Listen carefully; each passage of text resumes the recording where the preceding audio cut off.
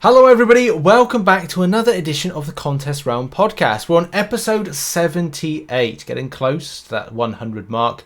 And as well, if you don't know already, we're available on SoundCloud, Spotify, iTunes podcasts, all major podcasting places, except for Amazon. We're still waiting for that exclusive deal when they can pay me and Dan top dollar to put us on there, but maybe in the future. It's been a week. It's been 2 weeks since we last posted, but there is plenty to be going over. If you don't know already, I'm joined by Dan, who's my co-host. He is available at www.frontlinemcoc.home.blog and also under the handle at frontlinemcoc on Twitter. Or links are always in the bio, so go and check that out for information from around the battle realm. If you want guides, crystal trackers, who's in what, who's in where, guide, you name it, go to that site. Dan, hello, it's been another week. Hey Rich, good to talk to you. Since the last time we spoke, Halloween has passed, and we are full on into the holiday season in the US. I don't know if it's that quick of a transition in the UK. I haven't got. I want to get some Christmas decorations for the background of like my setting, so that it kind of like it's got the vibe. Yes, we need some festivity. Yeah, I've got some kind of like little Christmas tree light things that I've got to put on, but I want to get some of that stuff. I definitely want to kind of feel like more of a vibe with it this year, especially because 2020 was it's not festive and vibey. No, it was not. I think we've all got that holiday cheer stored up. We've got 2 years worth, and we all want to have a good time this holiday season. So yeah, that makes a lot of sense to me. How's things been with your work? Things have been good. Things are really picking up. Been on a nice run of shows. November and December are usually our busiest time of year anyway, and it looks like that's what it's going to be. So been working a lot of Friday and Saturday nights recently. Good. But which it's good. It's after the last 18 months. It's good to be back. It's good to be busy. Yeah. And it's good to see people coming out to shows. So yeah, we've been having a good time. Excellent, and I hope that's where we're back onto recovery, especially after the state of last year. So that's good news. That's good news. Yes. But how has it been with keeping up to date with content? Well, I think much like you, I was waiting for this variant to drop, and the variant 8 dropped in the afternoon, middle of the afternoon, on a Wednesday for me in my time zone. So I get little tweets, little messages during the workday that give me hints of what's going on, and wow, that escalated quickly before. Before I could even get home to try it, the community was in quite the uproar over Variant 8 Deadpoolooza. Yeah, I streamed it an hour late because I wanted to get something to eat first. Then I washed the dishes. First world problems. Well, you're a married man now. You got to wash the dishes before you play video games. That's true. And then I just thought, okay, well, let's kind of do a stream. So I think I kicked off my stream at about 7 p.m. So kind of like an hour after it'd gone down and launched or something just before then. People were like, oh, you're streaming early. It's like, yeah, well, I want to kind of like give Variant 8 a crack. Right. Ran into that. I heard about, as I was part way in, I heard about the DPXforce issue. That was the first thing about how that was kind of labeled, because that's just the thing. Like, it wasn't very clear what was going on with that, and I think a lot of us. I mean, I know that I particularly kind of like pinged Kabam through the channels that we've got to say like, look, what's the deal with this? Because it's like it's not overly, but not descriptive. It's descriptive enough. It's just a case like the elements of what it says doesn't really match up against what we actually saw. If anybody wants, I mean, if you've seen all the content, you've seen all the content on that. But to give you an idea, if I just find the boss whilst we're just to kind of read it out, is it has fundamentals, which is defender has minus 100% chance to use a special attack. That's one of the key points. But when it gains power, it reduces, is it less than 1 bar, reduces all incoming damage to 95%. But if it has 1 bar of power, gains 2,100 block penetration, 2 bars, all attacks are unblockable, and 3 bars, all attacks are unblockable, and charging a heavy attack deals 50% of the defender's attack as direct physical damage. Okay, but the main point is the minus 100% chance to use a special attack, and that's the thing that kind of like wasn't overly clear whether or not this is a bug or not. I mean, first of all, I didn't know, Kabam didn't really make an admission to say this was a bug. Now kind of it is a bug. I don't know, the way that I saw the response was not to kind of like name names who kind of said it, but it was kind of along the lines of this is an old buff or an old node, and wasn't quite sure if the description was wrong. It just I don't know, it just at the time didn't seem like the kind of right. Is that a response to say it's working as intended? Yeah. Because what's interesting is Force of Will is on that fight as well, which makes you think that the design intent was, hey, you're not going to get messed up if you accidentally reduce Deadpool X-Force's ability accuracy, and then he can throw a special because you're lowering the node in a way that's not in your favor. Yes, that is a good point. So it seems like they thought of that, but it's one of those like sometimes the description of the node and the back-end mechanics of the node don't do what you want. Yeah. So yeah, that was that was disappointing, because that was the first kind of like, and I thought, okay, well, I don't, I'll just plow through this because I want to be able to complete it, because I wanted to produce the same day a completion guide, which I've sort of abandoned, because there's no point me doing a completion guide until the champion has been the Venom fight has been redone, and also just kind of like double check the Deadpool X-Force fight, because that kind of like makes a bit more sense. That particular fight as well, the Venompool one, my god. Yeah. This. Yeah. Now that I think was really where all the attention focused on. Yeah. And to break it down, I think the top line criticism of that was when the counters started coming out. It was like these crazy like synergy teams where it's like, okay, you're gonna need. I've seen some stuff where you'd bring Magneto Marvel Now, or you'd bring Apocalypse, or you'd bring Mr. Fantastic for like the pre-fights. Mm-hmm. But you, even in those cases, you weren't always using a mercenary attacker. Yeah. The only one I've seen using a mercenary attacker so far, I haven't done a ton of research on this, but Karate Mike did post a Sabretooth video. But I think that was the main criticism. It's like, this is supposed to be for Deadpools and for mercenaries, and the final boss of the whole quest does not appear like it's geared towards the restrictions. Like you would think that, like, okay, like sometimes we discover like weird, fun, cheeky counters and solutions, right? But like those should be like little Easter egg random things. Like if you design something for mercenaries, like the main counter should be a mercenary. Yeah. And that's just the thing of like going, there should be the smorgasbord. I mean, apart from the fact that we've got regeneration, energize, and improved power gain. Yeah. I reckon in this fight, it would have been better to SP2 lock the champion first and foremost, so you definitely know that's the most that's going to be hit at you. I know the champion does enhanced special 2 and deals 20% more damage in the first melee hit, blah blah blah blah blah blah. It should be a case that he's just locked to SP2, like he can't, like, because he's going to gain power.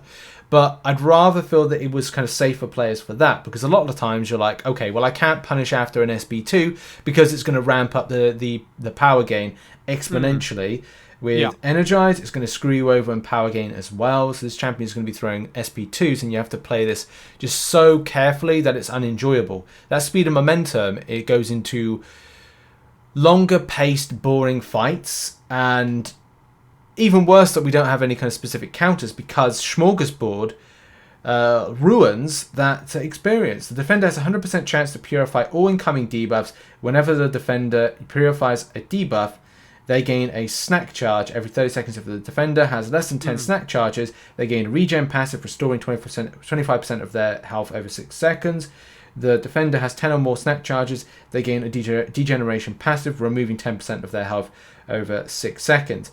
That's null and void when we take into consideration regeneration, which regenerates 1% health permanently for the champion.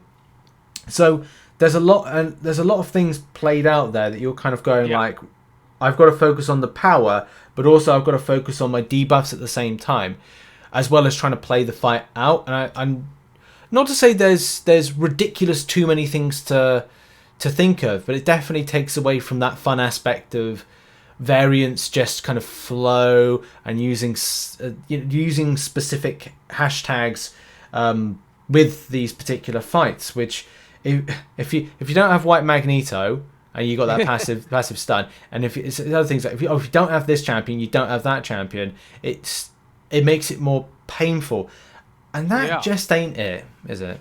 Yeah, it's this one is a little bit different for me because the last two variants I found very easy. But we're getting back into that conversation of like who's it geared towards? Yes. Is your roster over and above what's expected of variants?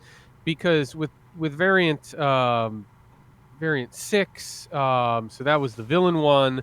It's like, okay, if you had Magneto and Apocalypse and Void and Doctor Doom at 565, you were gonna steamroll that. Yeah. So I found that very easy because I have all those champions. And variant 7, the heroes one, now that has class restrictions, so it's a little more restricted, but still, like, that was one where I could always take in a 565. Now with this mercenary Deadpool one, I can't do that, so I don't have quite the roster strength, even as someone with I think I've got like 40 565s and then got the handful of 6 stars at rank 2 or rank 3. I only have one mercenary at 565, and that's Black Widow Deadly Origin. And I went into the first quest. I've 100%ed the first quest, and I go in and I look at the first lane, and it's like, oh, like I can't even use her on this lane. Yeah.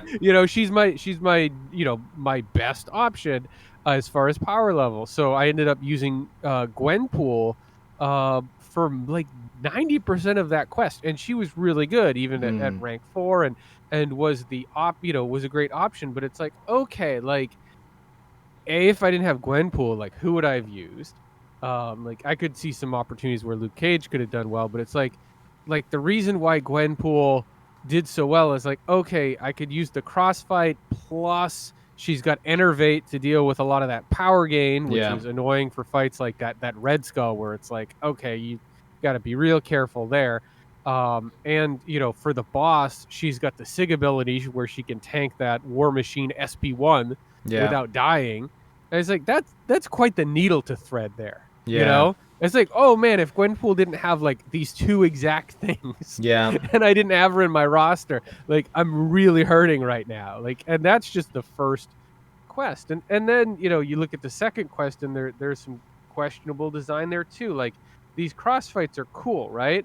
But I like them. But you go through the crossfight, and you get this bad breath one where you get to inflict poison on the opponent, and then you turn left and all the defenders are poison immune. Like, what's up with that? What is it? I gotta find. Like, how's that helping me? Like, I can't get to the other crossfight. I think Royal Marshal. Like, I gotta take that one, and then I'm taking poison immune fight. So like, what are we doing there? There's one that just made me. I think Royal Marshal point this out in the Deadpool X-Force fight. The quest for that in the mission, sorry, at 1.2, there's a path you can take. So you can go poison vulnerability, so you get the poison. I think it's similar we're talking about, and you get a standard on that path, but you can go down. Now the great thing about going down is there is a crossfire acrobatic, which is you can phase the passives. And then down there's like a Joe Fixit, and the Joe Fixit, which has immunity, he's immune to poison on the node.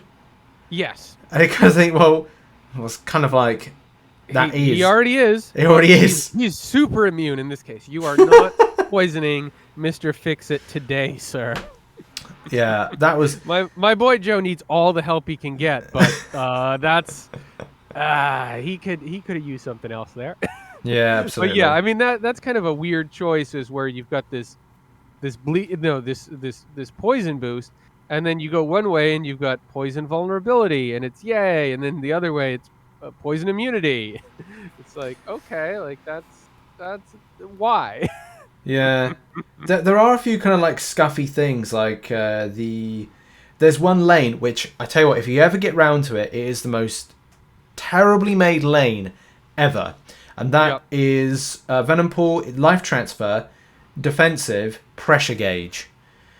Oh, I hate pressure gauge. Yeah, this is talk about a node that takes you out of the flow of the fight. Yeah, and I got to be honest, I gave up when this like fights are taken. Like if I really concentrated on that fights or the fights of the path, I think it was a case like we're talking minutes into that fight. It wasn't a case of like you could be bashed out in a minute. It's like it's taking longer than that. I gave up. I whacked on a load of boosts, and I just thought I really can't be bothered with this. I'm just going to play aggressively because I just cannot be bothered with a boredom. Even worse when you got magic on that lane and you're already taking a lot of damage from life transfer. You can barely hit because pressure gauge is kind of restricting your 5-hit combos because you start at 5 and try to get that down to 0 from hitting into the block. Because the enemy champion is defensive, you're just kind of stuck there going like, are you going to hit me? You need to hit me. I'm going to die. I cannot get my health back. I'm going to have to kind of like revive on this path exponential at times. This is a unit sync. And there's some fights that are okay, the rocket fight, but having Green Goblin, Magic, and Spider-Man, and thank God you don't have to do this like so many. Like there's only 4 fights of that particular node, but it's just for me. I just think, why was this chosen? There are a few kind of like really odd champion choices for paths, and I've seen this with Cavalier difficulty this month and as well the side event. But it's just sometimes I just go, why was this champion? I mean, we all know why the champions were chosen to kind of go like, so they're kind of spending resource type thing. But yeah, I mean, for me in stuff like this where it's very restricted as far as what champions you can bring in, and I see a Mojo. That always sets off alarms for me. Yeah, same with me. Yeah, like it's like, okay, like how am I gonna deal with you? Because he's one of those champions. Like if you don't solo him, okay, like you can get him in the second one, but if you don't get him on that second attempt, you're restarting. Yeah, or you're dumping a dumb amount of items into that fight. Like you have to get him on the first try. Yeah. And that is not easy if you're used to, say, having, the perfect counters like the Human Torches with Flame On, or a Spider Ham that can become immune to his degen, and you're relying on that. It becomes a very different fight when you have to use someone you're not familiar with. So I guess if we zoom out on variant 8 and sort of the discussion on that, it becomes, well, there was the whole thing on the forums, like when this got announced, like, well, who's it for? Rewards. It's not in-game content. I mean, it certainly doesn't feel like the hardest content that's ever released, but certainly there's a lot of restrictions due to the roster, the very limited roster that's available. I do like the crossfights, though. I do think they are fun.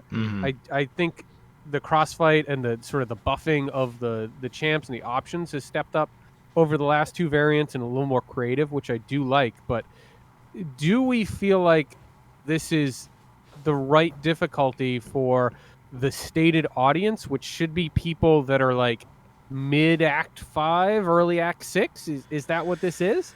Yeah, I mean, even looking at it to a point of if you are new to Cavalier, because that's the other thing as well, saying like if you've got to new to Cavalier, if you Uncollected can access this content, can't they? A variant. I think so. Yeah. Yeah. If you're Uncollected looking at that, you probably go, hell no. It says level 45 on it. I don't know if there's an additional restriction beyond that, but it says level 45. Let's go with Uncollected can access, and if Uncollected can access, then you'd be looking at that and going like, isn't it. It made me think like when this was first announced, like, okay, so this is going to be aimed at people being able to use, say, 3 stars or 2 stars, similar to like Variant 4, because then it's like, okay, well, because #mercenary there isn't an expansive amount of champions available. Not to say that everybody in their rosters won't have the like 2 stars, 3 stars, 4 stars, 5 stars, and 6 stars. It's saying like more than likely, I would assume that people would have the champions at 2, 3, and 4. So making a variant similar to Variant 4 where it targets players that would have those type of champions would be beneficial. And as well, looking at those crossfights were okay, but I didn't see any kind of expansive use. Like you could say, right, well, yeah, okay, so you got the phase one. The phase one's okay, but what if you had other things like similar to Symbiote, the Summon Symbiote, where you had you by a crossfight you created an evade counter, by a crossfight you created an immunity counter, by a crossfight you did, and there's a brilliant power steal one, but it's not readily available, and it's like it's good. But it's like it's a good idea. It just again goes back to the Kabam poorly executing the coverage and looking at, okay, well, what is going to be fun is a player taking in a 3-star Nebula, gaining some sort of evade-based counter, and be like, oh, great, she can actually be used for that lane, and has shock vulnerability on that lane as well. Stuff like that. Yeah, and you know what I think the other problem is just of the general roster pool and like who you might rank up. Like there's a lot of there's some good mercenaries out there. You look through the list like on your face and you're like, okay, like, yeah, there's some good champions in there. There's Black Widow Deadly Origin, there's Hitmonkey, there's Gwenpool, but 10 out of the 20 mercenaries are skill. Yeah. And you develop your roster, usually you kind of, you might say like, you're weighing in your head like, all right, I'm going to rank up one of those champions because of skill resource limitations, and like they kind of do some of the same things. And exactly. Like, I'm going to cover my base with this champion versus the other. So it's unlikely that you're going to have ranked up like multiple mercenaries of the same class. Exactly. So, that's kind of where my roster is at, where it's like I've got a lot of these champions at rank 3 as 5 stars right now. Or maybe, I've got a 6-star Yondu. Like I've got something like that where it's like, okay, like I've got him like kind of naturally at a power level that might help just because I pulled him as a 6-star.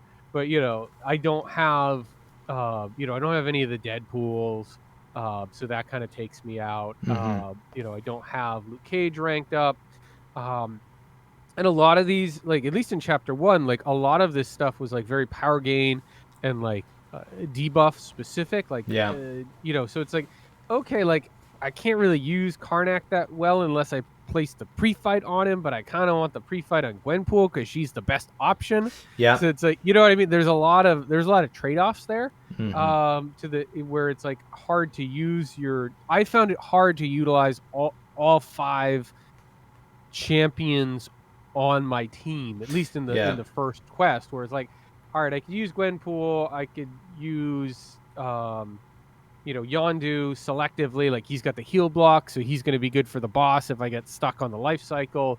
But it's like, all right, like, can I really use Karnak that much? Can I really use Taskmaster that much early on? And it's like now now it's like, oh, 2 lanes have an Electro, and like I need Gwenpool for that Electro for the old school, ability accuracy reduction.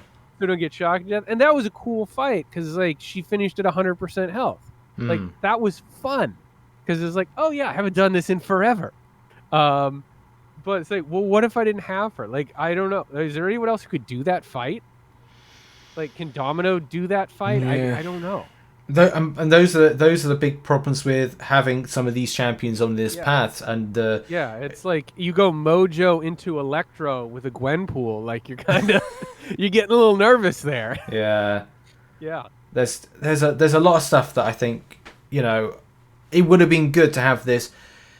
I don't know if I could ever say properly tested. I want to say that Kabam do test their stuff, but I want to say that maybe at times their parameters of test, who tests them, and what level experience they are with the game, their roster that was used has to take into consideration. Like, I want to say, like, I don't know. I really don't know. Like, we don't know who these people are. If there are any people that test it, can't say, oh, it's Kabam John, the one that kind of does all the testing of the content. Is this Kabam member the tester of it? Do they have a select group of people? They go, okay, Variant 8 content is done. Could you go into a developer beta? Because we obviously know of it from the Summer Showdown and, the deep dives that are created. Could you go in and test out to then go, what's your thoughts? What's your takeaways? You need to respond within. You need to do it within 24 to 48 hours. We need to find out about all the paths. What you found was a restriction, and then it's then altered from there. But we don't know. And it's we don't know about that. And I will say, like, again, the last two variants have been a lot easier and very much involved meta champions being the answer, and very few of the mercenaries are meta champions. Like, I'm just finishing up, because I'm super behind, my final variant 6 guide. And you read some of those nodes and it's like they're all geared towards the meta champs. Like, it's like, hey, your heavy attack gets a boost, and it's like, well, think of the villains that rely on heavy attacks, like Doctor Doom, Magneto, Apocalypse, Kingpin, Sentinel. Like, it's all right there for you. Like, if you're like, oh, like, I get a bonus for a heavy attack, well, I just use my heavy attack with Doctor Doom or Magneto all day long. Like, it's not hard to pick up on that. Whereas, like, there's a lot more going on with the interactions here in the first quest, which I found very interesting. And I would say I personally found Variant 6, especially I found Variant 6 very boring, because it was just too easy for my roster, and I don't think the nodes were used in an interesting way that required me to think. I liked Variant 7 better because I actually like the class restriction thing and being forced to play different champs, and I'm actually enjoying this so far about Variant 8. But your knowledge of the toolkit of champions you don't play every day, for a lot of people, that's really important in Variant 8, because it's like you start digging in and I'm like, all right, what can Moon Knight do again? How does this Karnak buff work? I need to know these things now, which is good. But I think I think you kind of do want content that, like, educates players about other champions. That's fun. But that, I don't know how much we can expect of that, especially content geared towards players who, like we said, like, are like mid Act 5, and this is supposed to be about them getting like 2017 rank up gems to flesh out their roster by the time they hit Act 6. Yeah, and that's the thing. Like, sometimes we go back to, like, the rewards, the content, who is it indeed geared towards, and, like, looking at the way that this is, it's like you would say that with the last variants, maybe not Variant 4 quite so much, but definitely from Variant 5 to 7, we've got a point of going, like, well, that's in keeping, in my opinion, where a variant should be. Either that's going to be straightforward with lots of hero coverage with hashtag heroes or hashtag villains, and like what players would have available to them. Granted, players that would be and this is the thing we always go back to, is that the idea of, if you are new to the game, your roster is not developed sideways, it's more forward. And this is the thing going, oh great, so you got Thronebreaker in about a matter of months or weeks or something, and it's like, that's great, but then then you have two 565s, and you have no depth once they take away your top champion for whatever reason. Yeah. So that's the thing Kabam have got to battle with, is how they gear these variants based on that particular thing, because they have now done stuff with acts 1 to 4 to then stimulate the pace of progression. So the pace of progression now is ramped up. So it means players are getting to this content of individual progression and career progression faster. If you're getting there faster, this then increases the problem of maybe acquisition and also variance, which will be the next jump point for those that have gone through that process. Yeah, I mean, the nice thing for the progressing players is, they're not like us. They don't have the first 7 completed. Like we have this to do right now. Yeah. So we focus all our attention on it. They're coming in as like all 8 are at 0%, and they can look at guides and see like, okay, like which one's the best for a completion run or an exploration, and they don't have to start here. So like I think that's helpful. But if we're looking at the 5 through 8 as as which should you do first or which should you jump into first as a progressing player, like it definitely looks like this is the hardest one of the last 4, which have the rewards buff. Yeah. And are certainly the most limited. Like even variant 5 has a somewhat limited pool because you've got like the Spider-Verse and the Mystic, but like we've got a Spider-Man of pretty much every class except for Mutant. And you think of like how much stronger the Spider-Verse heroes have gotten in the last year with Spider-Man 2099 and Teddy Parker and Spider-Ham, and of course you can bring Mystics in, and if you're paying attention at all to your roster, you're going to rank up 2 or 3 really good Mystics, and you're going to be okay. And you got and the symbiotes too, and like there's great symbiotes in the game. So like there's just, while it's limited, there's a lot of diversity there. In the Spider-Verse ones. I variant 5, I like that one very much. I think it balanced the node creativity with fight difficulty and the roster restrictions in a way that was fun and was on theme. I don't know. I still got to play the rest of variant 8. Like I think certainly there was some pretty angry people day 1. And I want to be able to see where this thing winds up and what they do with the Venompool Fight. But yeah, I mean, it's variant 8 right now to me feels like you have to rank up champions specifically for it versus some of the last few where it's like, I was going to rank these champions up anyway. Yeah. And that's the thing. And that really starts to play into the value of the rewards, right? Because the rewards become less valuable if you have to spend more to get them. Yeah, that's true.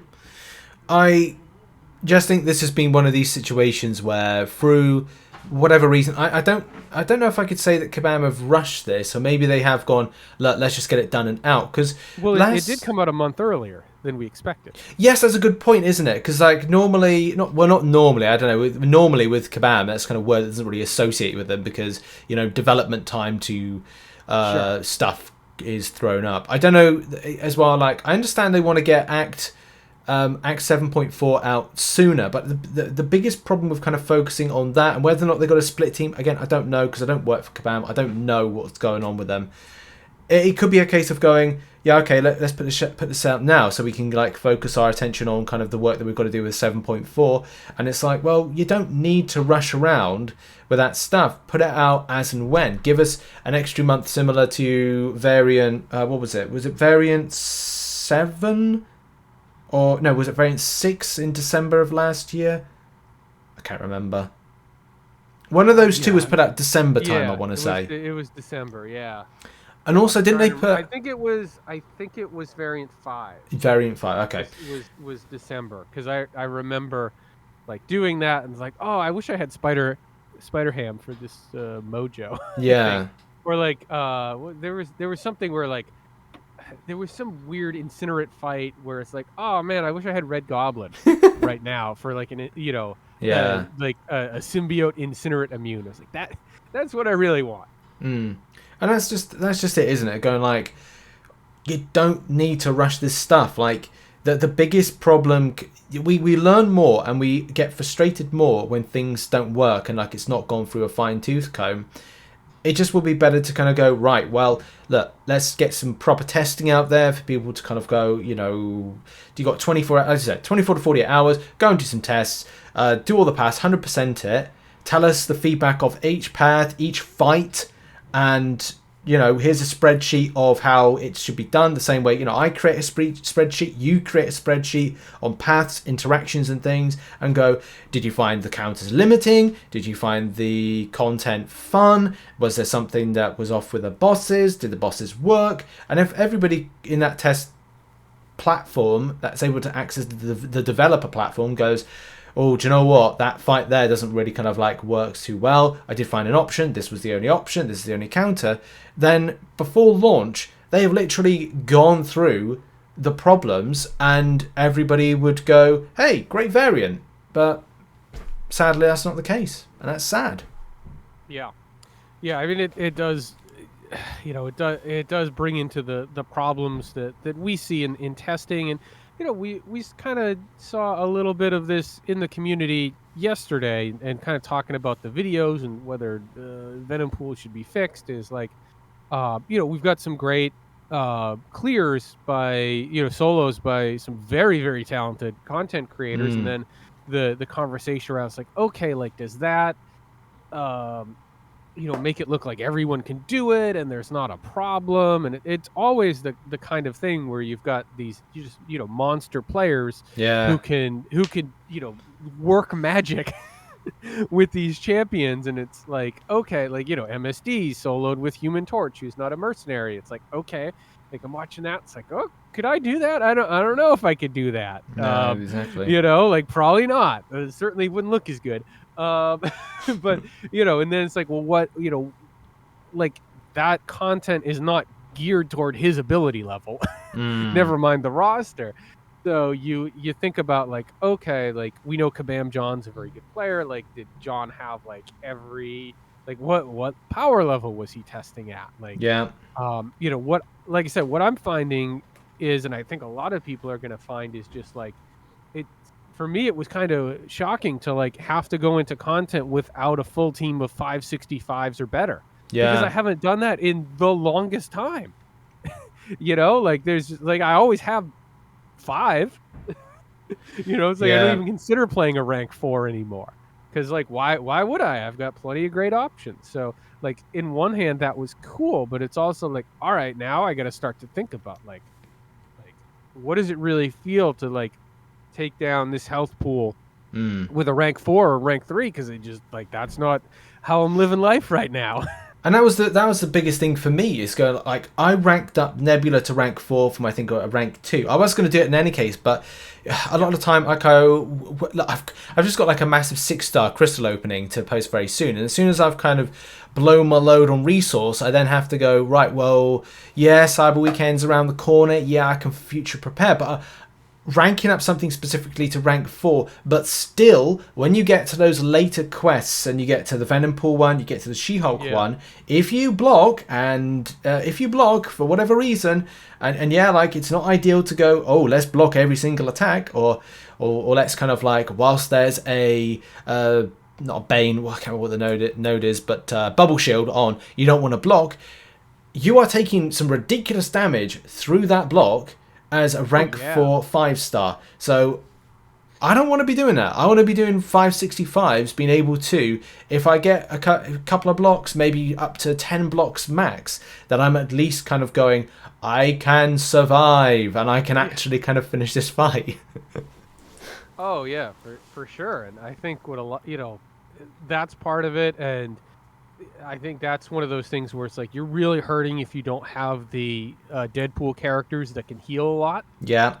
Because it seems like those two things kind of go together. All that you know, so, oh yeah, you're getting the chip damage, but you're playing all the Deadpool characters, which, you know, you generally have to pay to pay to acquire to heal all that back, which is another thing. And then it's like, all right, like, what if I do want to rank up a few champions? Like, obviously that's your choice, but it's, you know, then you get into spending tier 2 alpha on some of these, and it's like, all right, like, am I gonna get enough run out of like Sabretooth or Karnak or Taskmaster to do that? Like, okay, Hitmonkey probably, Mm-hmm. but it's like, do I, with your Nebula thing, like, do you want to go that route? I know she's pretty good, but that can be asking a lot when you start talking about these resources as 5 stars and bringing them up.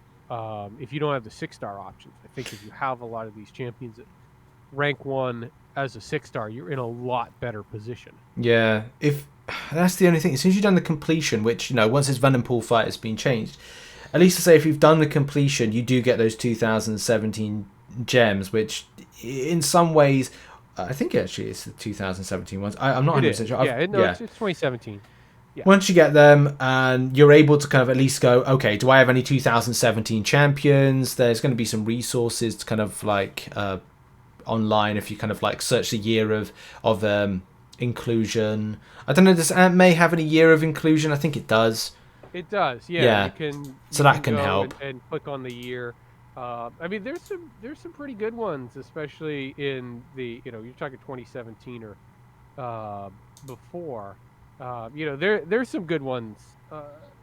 There's some good champions in there. I mean, you had Angela, Archangel, Blade. Stark Spider-Man. Like there's some good 5-stars you can use those gems on, especially if you're progressing. Like a lot of the older players, we've ranked those champions up. So it's like, all right, am I giving this to MODOK? Like, I don't know, but I enjoy those gems for what they are, which is kind of like a roster building extra. But I know that they really trigger some people. But that's the thing, isn't it? With this, there's it's 2017 and before. Is that correct? Yeah, exactly. Yeah. So on 15, them, because 16, 17. Yeah. Because you could look about recycling that that particular. Recycling the rank up gems into mercenary champs, but for the 100%ing. So you got OG Black Widow, OG Deadpool, Deadpool X-Force, Elektra, Gwenpool, and then you've got Karnak, Luke Cage, Moon Knight, Nebula, Karnak, Taskmaster, Winter Soldier, and Yondu. So it's helpful enough, but then it's like you effectively are recycling into a tag that maybe you kind of like, I'm not sure I wanted to do this, but it's down to player perspective for the 100%ing side of things. Right. Do you know what I was thinking? I think what we'll do is like we'll create this as a special podcast, because I think we've done some amazing dissection so far.